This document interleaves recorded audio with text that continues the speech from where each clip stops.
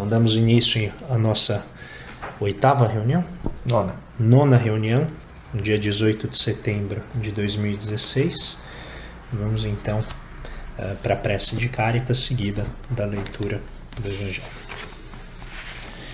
Deus nosso Pai, que sois todo poder e bondade, dai a força àquele que passa pela provação, dai a luz àquele que procura a verdade, ponde no coração do homem a compaixão e a caridade. Deus, dai ao viajor a estrela guia, ao aflito a consolação, ao doente o repouso. Pai, dai ao culpado o arrependimento, ao espírito a verdade, à criança o guia, ao órfão o Pai. Senhor, que a vossa bondade se estenda sobre tudo que criastes. Piedade, Senhor, para aqueles que não vos conhecem, esperança para aqueles que sofrem. Que a vossa bondade permita aos Espíritos Consoladores derramarem por toda parte a paz, a esperança e a fé. Deus, um raio, uma faísca do vosso amor pode abrasar a terra.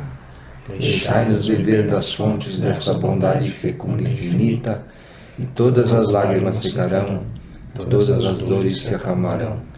Um só coração, um só pensamento subirá até vós, como um grito de reconhecimento e de amor.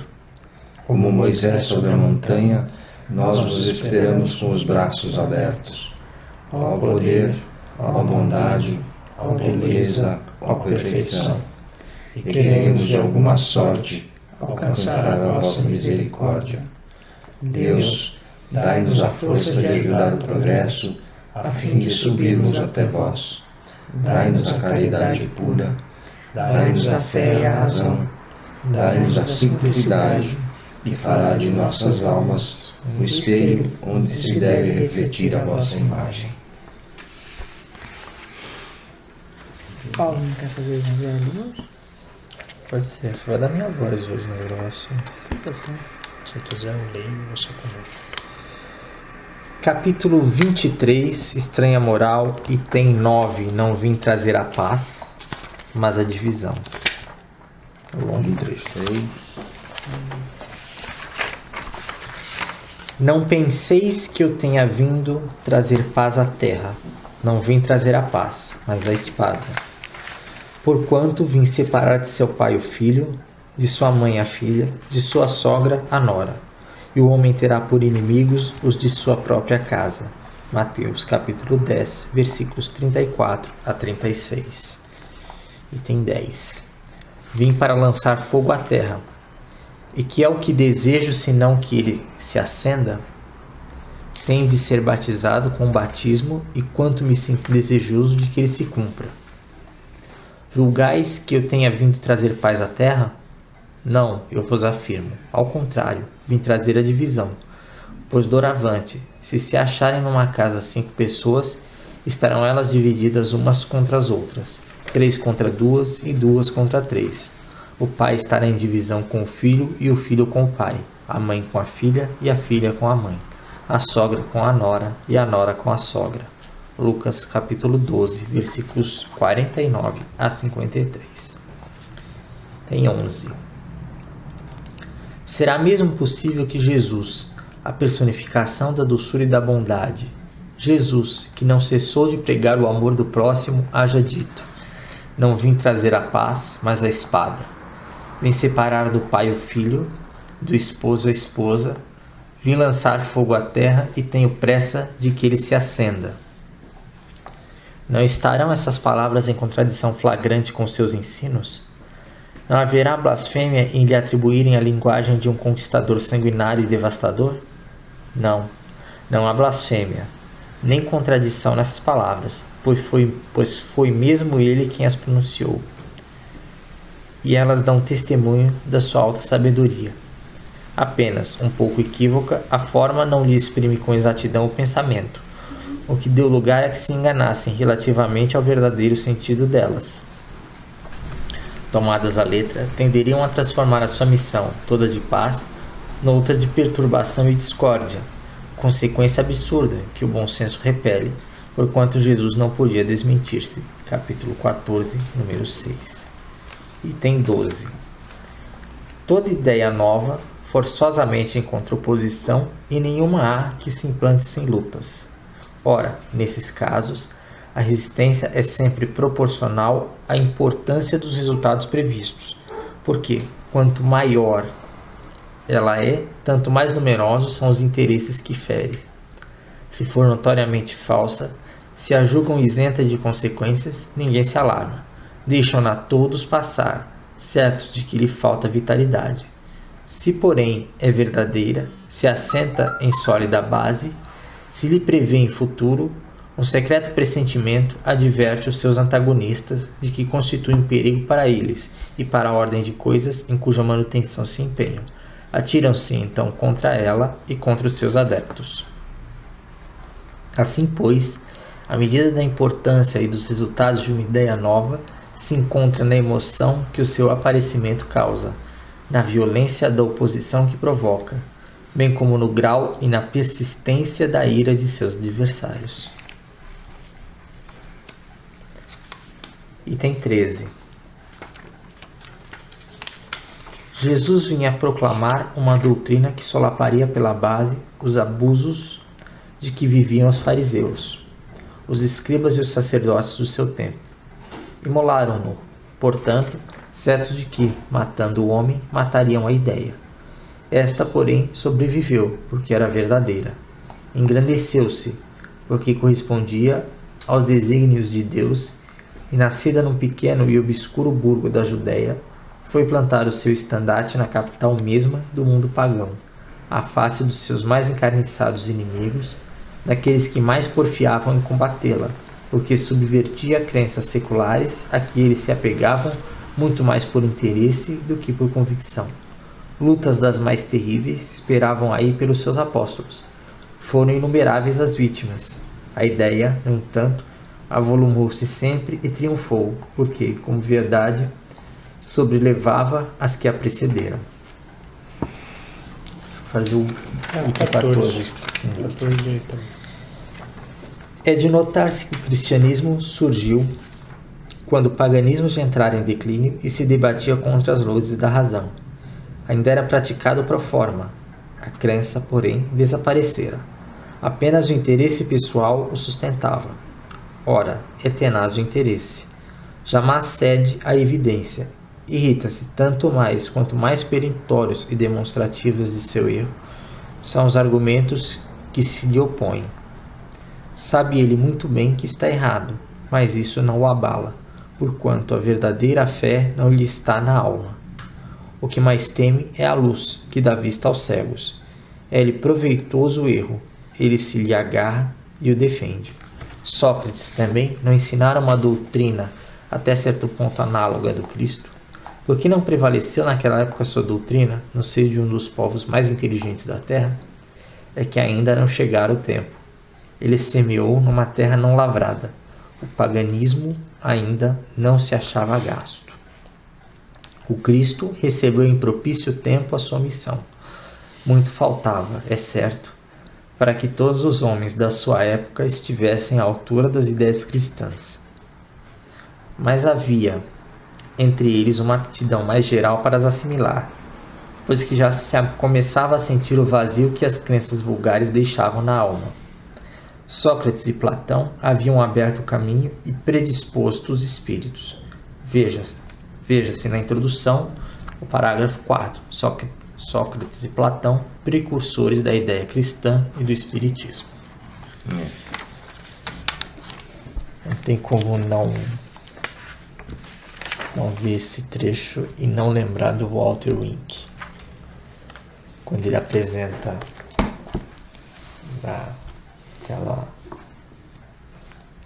aquela aula de algumas semanas atrás, que ele fala que Jesus veio pregar uma revolução, mas uma revolução não violenta. E de certa forma, toda ideia nova que surge, ela encontra a resistência de quem se baseia nas ideias antigas, de quem vive de acordo com essas ideias. Tem uma dificuldade pela mudança, uma dificuldade pelo novo. E Jesus naquela época trazia o novo. A ideia que era muito diferente do senso comum vigente, das práticas vigentes. E como disse o Walter Wink, de uma forma completamente não violenta, que era também completamente inusitado para a época.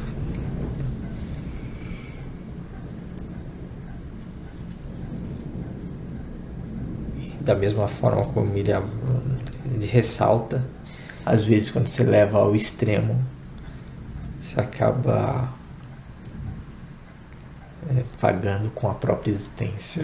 Quando você prega uma revolução não violenta tão diferente do que se vinha fazendo. E o Evangelho acaba lembrando isso, que Jesus vem trazer uma ideia nova naquele momento e que hoje já muito mais pessoas já ouviram falar, não conseguiram implantar plenamente suas vidas, mas muito mais gente já conseguiu falar.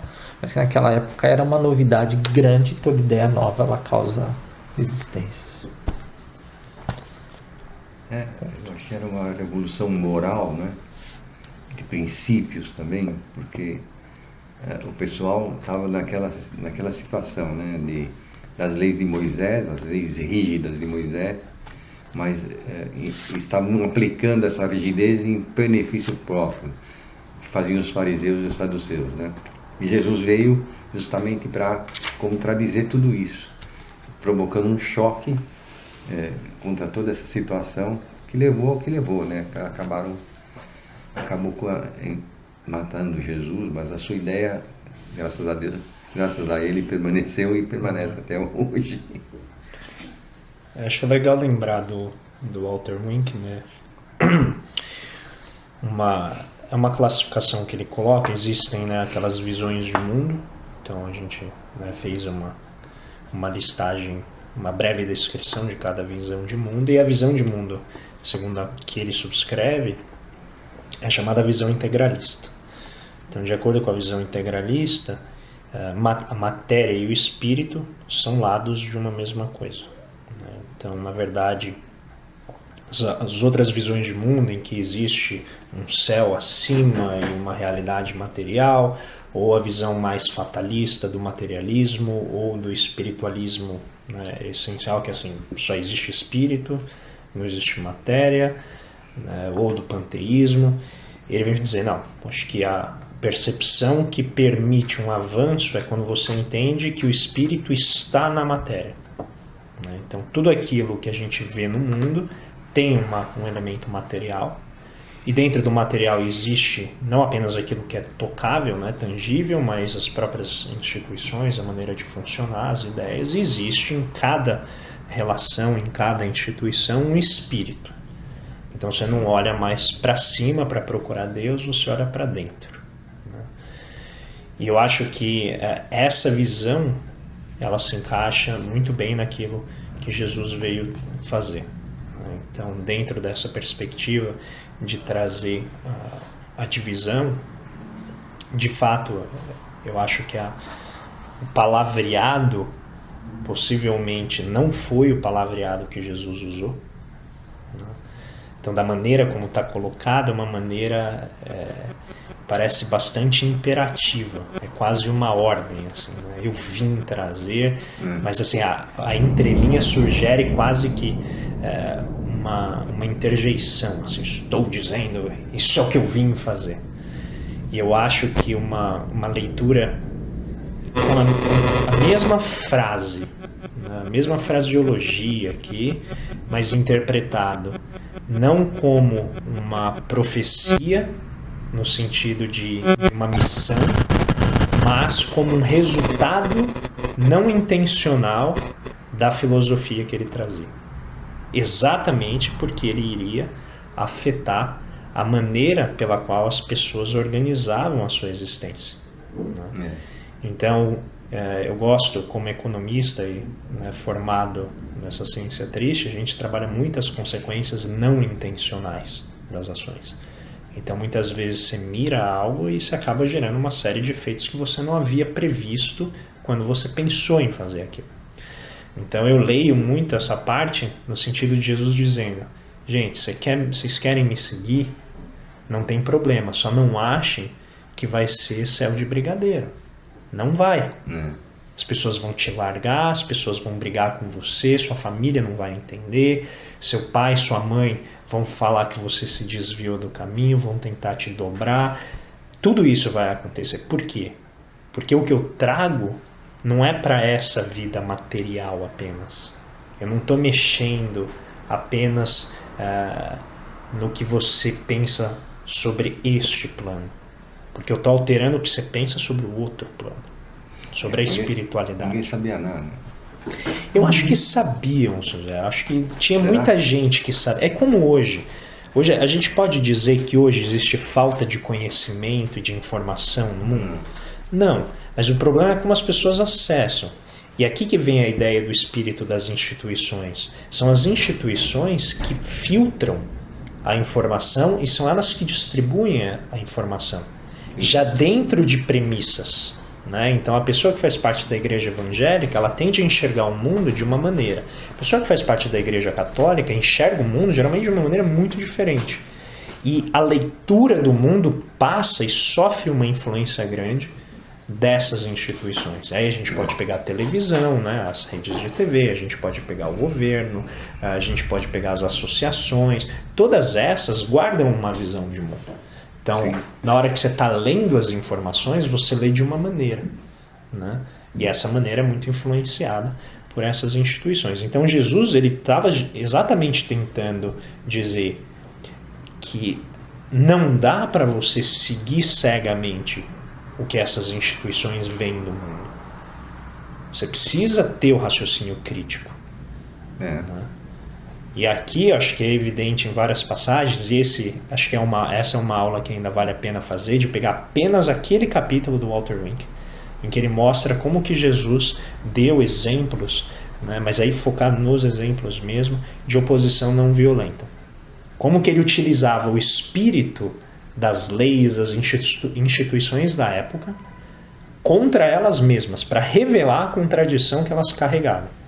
Por quê? No plano do discurso, tudo aquilo é feito para melhorar a vida do ser humano. Se você pegar qualquer coisa que a gente faz em qualquer plano, você vai ver, estamos tentando melhorar a vida do ser humano. Sim. Estamos tentando trazer mais bem-estar, aliviar a dor, todas elas fazem isso. Só que não intencionalmente. Elas acabam gerando o inverso. E é isso que ele tentou trazer. Como que a gente reverte essa situação? Só que, obviamente, quem está no poder dessas instituições hoje tem muito a perder.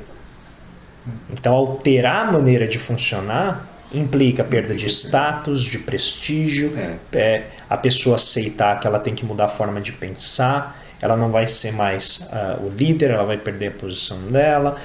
Existem várias mudanças que afetam o principal, né, primo aqui do egoísmo, que é o orgulho. E é exatamente isso que, na minha visão, deriva dessa premissa de Jesus, de que ele veio trazer a espada. Porque você vai mexer num vespeiro. E por isso que o grande homem e a grande mulher tem que estar pronta para absorver na pele a mudança dessas instituições, o efeito, né, a reação da tentativa de mudar o espírito das instituições. Então, se você, né, considerar tudo que existe no mundo, todo mundo é bem intencionado. Dificilmente você vai encontrar uma pessoa que fala assim, não, eu quero que a pobreza continue, eu quero que as pessoas fiquem lá na penúria. Dificilmente alguém vai falar isso. Não fala. Não fala. Né? Vai falar, não, ao contrário, eu faço minha parte. Você fala, não, tudo bem, você faz sua parte, mas como que a gente faz para todas as partes gerarem o resultado pretendido, não o oposto ao pretendido? Para isso você tem que mexer no espírito das instituições. Então eu acho que é riquíssimo. Eu acho que só essa passagem, tanto que é uma passagem bem longa, né? Ela tem vários itens, porque eu acho ela muito polêmica. E eu já questionei pessoas de várias religiões, de várias denominações cristãs, sobre essa passagem. E é interessante como tem uma controvérsia grande, né, porque o próprio Lucas ele chama de sinal de contradição. Ele diz Jesus, vírgula, sinal de contradição. Né? E o Evangelho vem dizer, olha, não tem contradição nenhuma. Ao contrário, você precisa entender, né, a obra como um todo para você conseguir atravessar o palavreado que o Lucas e o Mateus usaram. Né? Porque o palavreado gera essa possibilidade de interpretação beligerante, que tem em geral nos textos bíblicos, né? Você pega o Antigo Testamento, o Novo, e mesmo, né, Deus era um o Corão também, né? Tem várias passagens. Deus era um ser punitivo também, né? Não, e mesmo no Novo Testamento existem passagens que a pessoa pode interpretar como bélica, como sendo beligerante, de guerra, de conflito, né? Depende muito de quem está lendo. E é esse que é o ponto do Walter Wink desse livro. Depende de onde você cresceu, quem te formou. Essa instituição vai guiar muito a maneira como você vai ler o livro.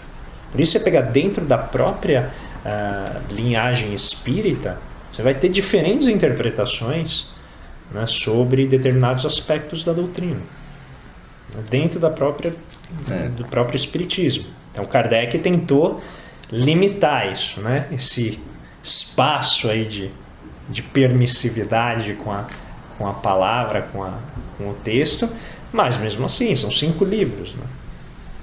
Então, você pode interpretar de diversas maneiras, dependendo do que você tem de informação do outro lado. Cada vez que a gente lê uns livros, né, aí chegam mais coisas novas e você fala assim, peraí, mas isso contradiz o que está lá no Evangelho, no Livro dos Espíritos, no Livro dos Médiuns? Como que a gente consolida essas informações de uma maneira a manter a unidade da doutrina intacta? Né?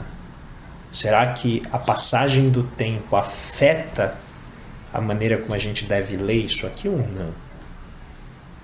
Porque o Evangelho segundo o Espiritismo e o Livro dos Espíritos, eles já são muito diferentes da Bíblia. Eles ainda têm aspectos datados, mas muito menos, já é muito mais abstrato do que a Bíblia, do que o Novo Testamento. Porque o Novo Testamento sofria muita influência da filosofia grega, que tinha muito esse elemento de contar por metáforas, né, por alegorias. Era muita influência ainda dessa forma didática aqui de também transmitir. tem, né? No Evangelho também tem, né? Umas parábolas.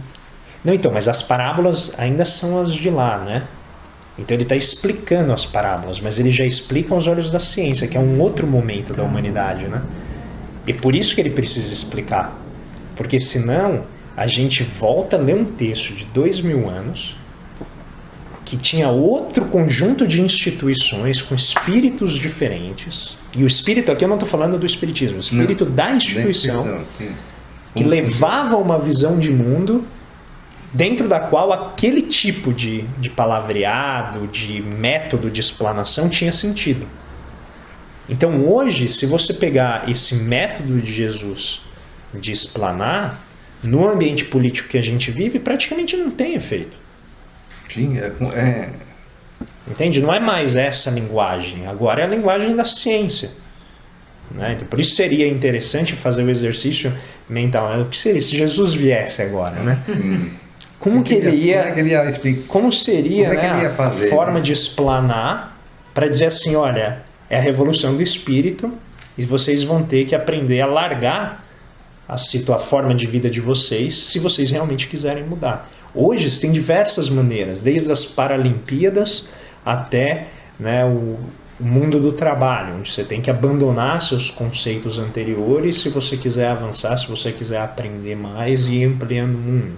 Né? A democracia que envolve você lidar com a diferença. Como a gente vê, nem todo mundo sabe lidar com a diferença de maneira não violenta. Então, possivelmente, se ele voltasse hoje, né, os instrumentos, o método de comunicação teria que ser diferente. Não seria, certamente, por alegorias. Né? Então, ele era um homem do tempo dele, apesar dele ser investido do Cristo. Era um homem do tempo dele, que tinha que falar para as pessoas daquele tempo dele. Né? Mas o que ele trouxe foi algo que revolucionou. Que até hoje a gente vê os efeitos do que Jesus fez nas instituições. E aí eu deixo para terminar um exemplo muito claro que é comentado frequentemente, que é o Poder Judiciário.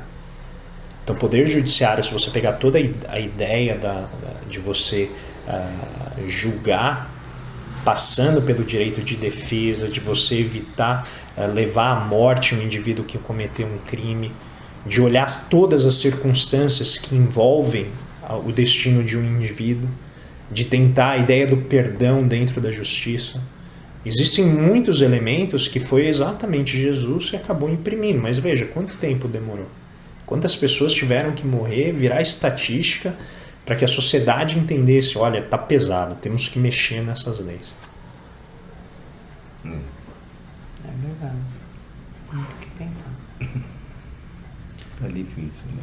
É por isso que é legal, quando a gente depois voltar no Walter Wink, reler o A Caminho da Luz.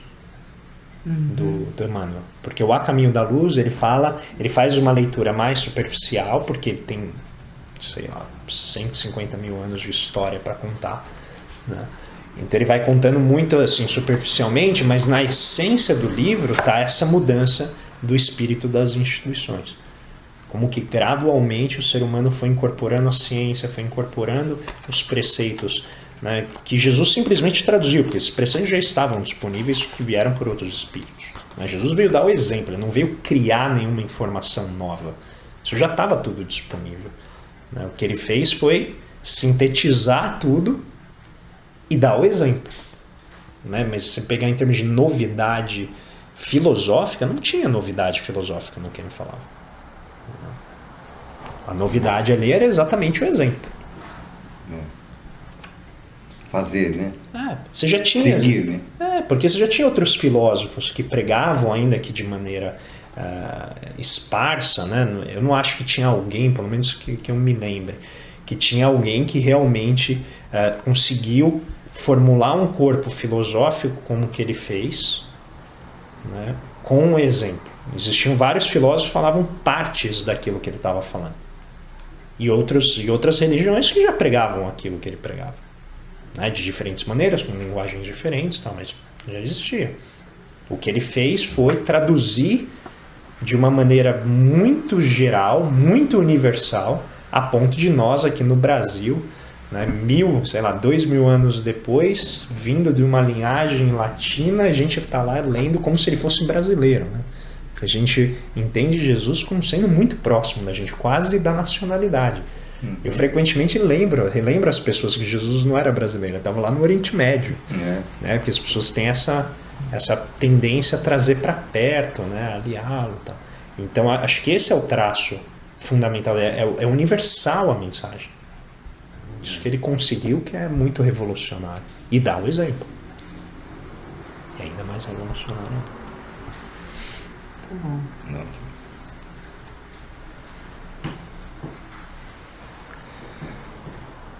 Vamos ao momento do amigo, então? Vamos.